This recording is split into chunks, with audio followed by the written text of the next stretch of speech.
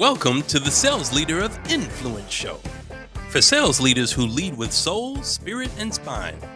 In a world obsessed with tactics, this is the show for those who know leadership is personal. And here's your host, Bernadette McClelland. Hey there, and welcome to another episode of the Sales Leader of Influence show. And today, it's all around the decision crisis, or should I say, indecision. So we are at a point in time here where we're living in decision crisis. And what I mean by that is we in the sales world know that our buyers out there are going through so much hesitation. And I want to address that today. And I also want to address the fact that leaders and salespeople are also going through a ton of indecision as well. So let me just touch on the last 2 points first, being the leaders and the salespeople. So I've just read, HubSpot have got their inbound conference happening today, and I've just read one of my colleagues has written a post, and it's basically around sales leaders still not holding or not being able to hold salespeople accountable, and it's also sharing data on the fact that salespeople have hit this real level of mediocrity. And when we look at those two pieces of data, we've got to ask ourselves, for what reason is this happening?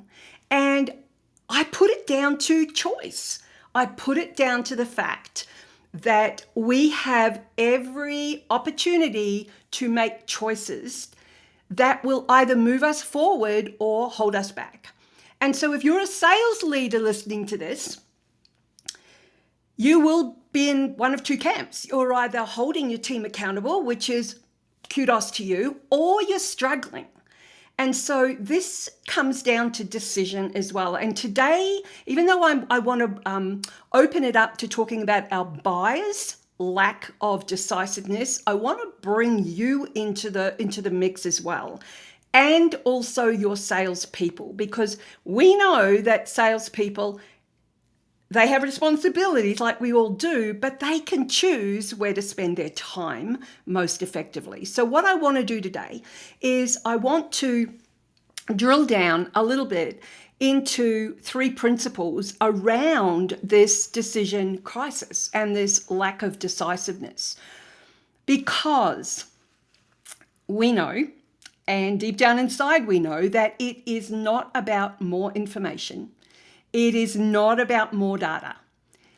Our buyers aren't, they're not making decisions because we're not giving them bonuses or discounts or new terms or anything like that. It's got nothing to do with any of that. And this is a really important conversation that sales leaders must have with their teams, because the reasons that our buyers aren't making decisions, just like probably the reasons leaders and salespeople aren't making decisions to make their world better, has everything to do with what is happening in the shadows, what is happening in the whispers, what is happening in the stories that our buyers are telling themselves.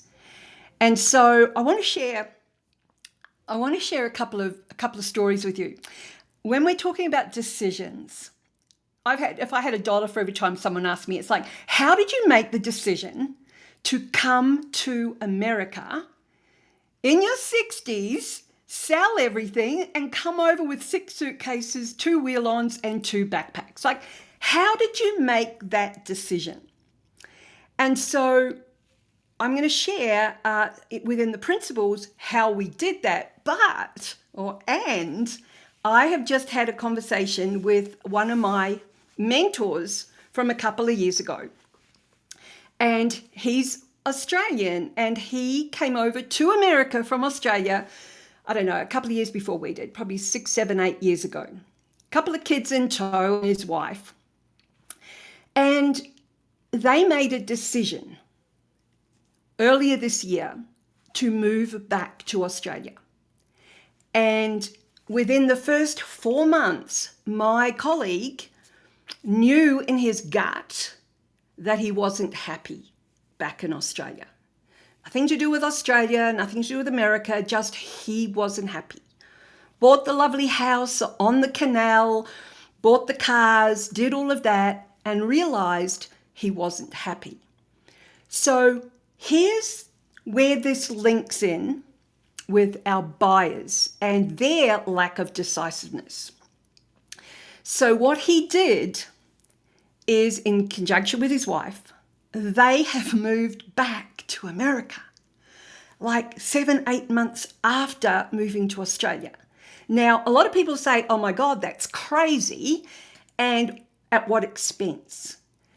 But here is the alignment with our buyers, because yes, it's cost him removalists. He's bought a house. He's taken his car back to the dealership, and the guy said, you've waited longer for the car than what you've had the car for. So all these costs to come back to the same neighborhood he was in and have to go through all that rigmarole. And it's like, why would you do that? And the connection here with our buyers is that we can lay on the table for them in a negotiation or in a proposal or in a conversation all the logical reasons why they should buy our product or service or idea. And even though they can see the logic, like it's logical, it makes sense that I go with you, however, I'm not going to make a decision. And that little indecisiveness, that word maybe, is actually our biggest competition. So what's the link with my colleague? The link is we can talk about the cost of inaction. And he could have stayed over there in Australia and not taken action to come back.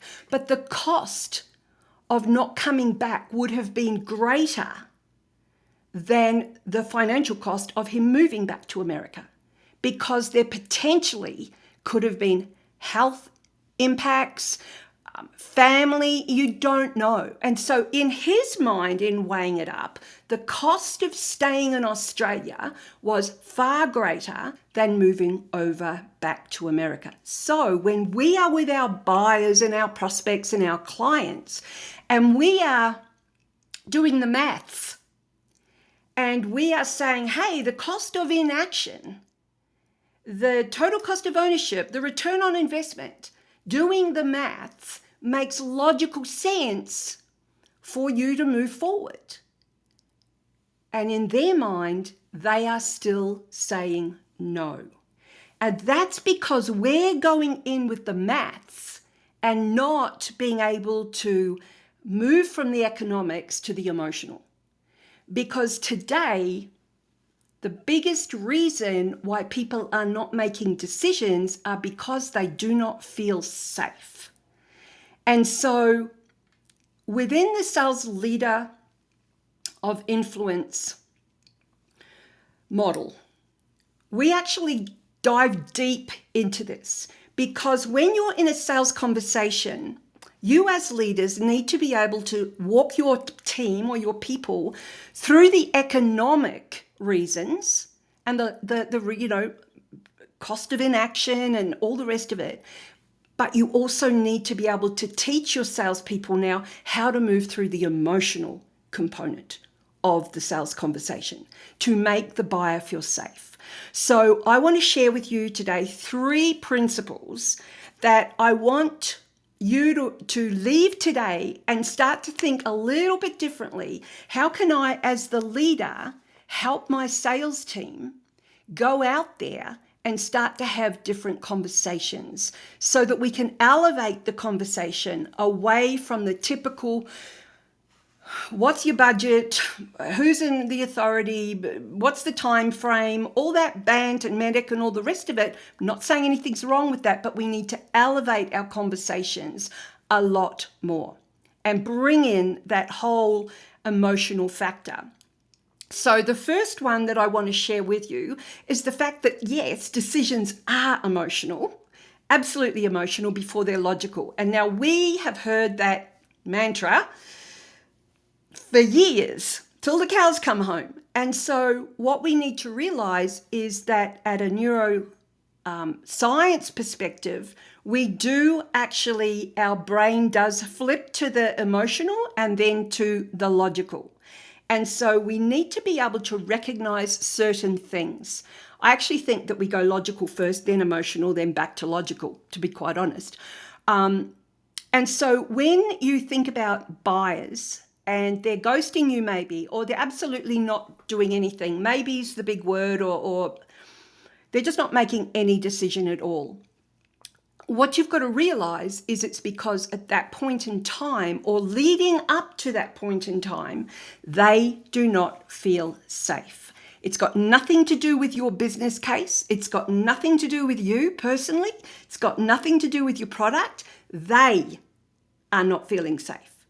And so within the Sales Leader of Influence program, how I've split it out is economical and emotional. And I just kind of want to take you through the acronym and the model very, very quickly.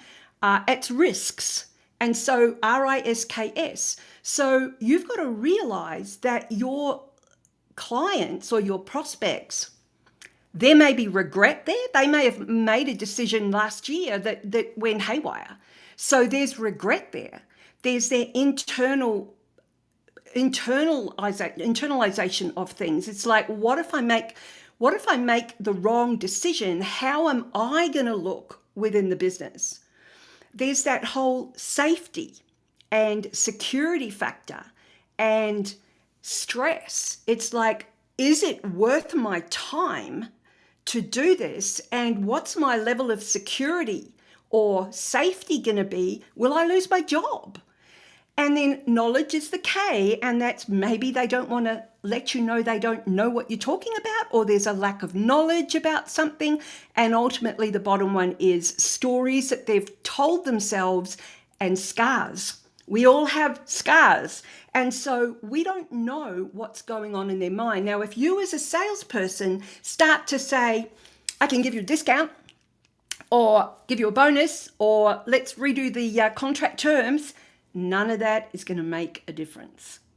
So I really want you to realize the power behind that cliche that we just kind of let go up, whatever the saying is, water off the duck's back or whatever it is. It's like, yes, it is emotional. And so when you recognize that may help you start to have different conversations and ask different questions. Now, leading from that, the second principle is that every decision has two forces. Now, I'm saying here economical and emotional, but I want to take that kind of a step further again and go that you are either, if you can picture a bell curve, on one end you've got the laggards, on the other end you've got the early adopters. Well, another way of saying that is that there are some people who are absolutely motivated by moving away from things, away from problems, away from newness, away from novelty, away from things. And then there are other people who are motivated by moving toward things. And so you, as the leader, must recognize, to start with, how you are motivated, what motivates you, what motivates your team. There's no right or wrong. Like, now we come back to, why did we come across to America? Well, we are moving toward possibility people. We're not worried about not leaving Australia. And so we are moving toward people. Well, my husband may not be, but living with me, he's got no choice. But was his idea to come, by the way, too. And so you need to recognize, what are your prospects? Because once again, most salespeople are moving toward possibility people. Let's go out and get the deal. Let's get some more money. They're moving toward possibility. Now, here's the thing. Most of the population aren't. So if your salespeople are going in and they're just talking about the deal and how great this is going to be, and it's not going to land either. And so we need to recognize, once again, there's no right or wrong, but buyers aren't linear. And so some of your buyers are going to be moving toward possibility people, and others are going to be those who are wanting to avoid some kind of loss. And so when we start to think about why people decide no, most of the buyers are more than likely thinking, I want to avoid loss. I want to avoid risk. I want to avoid regret. I want to avoid all of those things within the risks model. So the most successful or influential salespeople and leaders recognize that, and they are able to listen, see, watch for, notice, and really feel what's happening in a conversation. So that is something that when we're looking at how do we help our buyers make decisions, we really need to tap into the psychology behind it all. And thirdly is, if you have been listening to any of the other episodes, you'll know that I talk about the gift of the gap. So there is a gap between everything. And once again, are you moving that way or are you moving that way? No right or wrong, but there is a gap between each because we're in a world of polarities. Hot, cold, up, down, black, white. And so there was always this gap. And when we're talking about decision making and we're talking about our buyers and this whole indecisiveness, decidophobia, yes, it's a real thing. Some people really do have a fear of making decisions. Most buyers already know what they should do. Okay? They know what they should do. Just like you as a sales leader and your salespeople, you know what you should do as well. And so there's this gap. And in the gap is the knowing, the gap between the knowing and the doing. And so knowing something does not equal doing. You know, it's the old adage, you can't learn to swim by reading a book. And so this gap, inside this gap, is where decisions are made or decisions go to die. And influence does not come from us telling people what to do. And so if your salespeople are out there having conversations and they're continually moving toward possibility and telling the buyer what's really great about this, that is not going to move the needle. Okay, so what's going to move the needle is your salespeople and yourself helping the buyer and you, your team, to actually cross the gap, to actually cross the chasm, to actually navigate and calibrate yourselves and therefore your conversations without any confusion and being really clear and without any fear.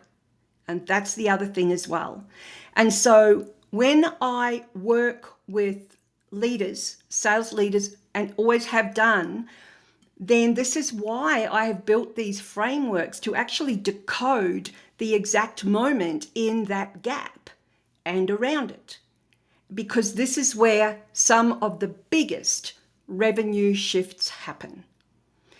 And so they're my 3 principles that I wanted to share with you, and that is that decisions are emotional, and that every decision has 2 forces, and that ultimately there is the gift of the gap between the knowing and the doing, and that's kind of where the magic happens. So to wrap this up, this whole decision crisis that we are finding ourselves in it's not going to go away.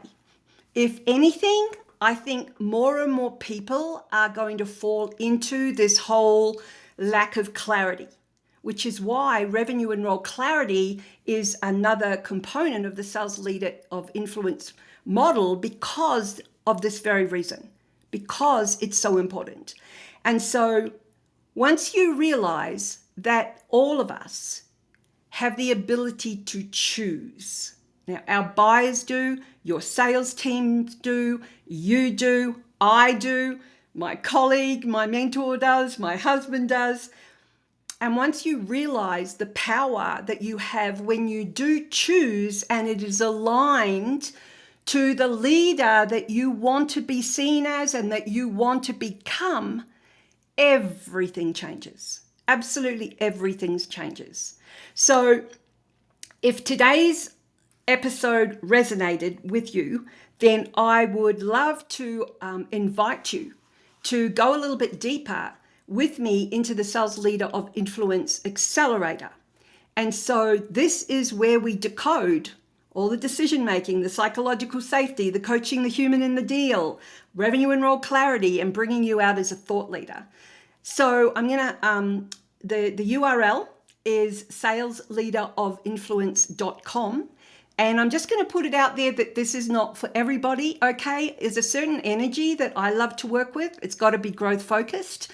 And when you think about a group of people in a room together, that energy has got to lift, we've got to lift each other up.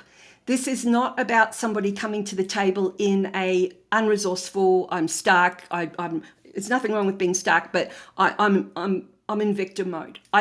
We don't have time for that. We want to get to market real quick. And the way we get to market real quick is we diminish the gap. And so by diminishing the gap, we actually go vertical and not horizontal. So I want to help you do that. So if you go to salesleaderofinfluence.com, there is an application form there. And that is why I've got the application form, because I only want a small group of leaders and I want the right leaders. So on that note, I'd love to know what you've taken away from today. And more importantly, I'd love to know what shifts and changes as a leader you've made with your team. And I look forward to seeing you this time next week on the Sales Leader of Influence show. Have an amazing week, and bye for now. Don't forget to like, comment, and subscribe. Thanks for watching the Sales Leader of Influence show with your host, Bernadette McClelland. See you next Wednesday live at 5 o'clock Eastern.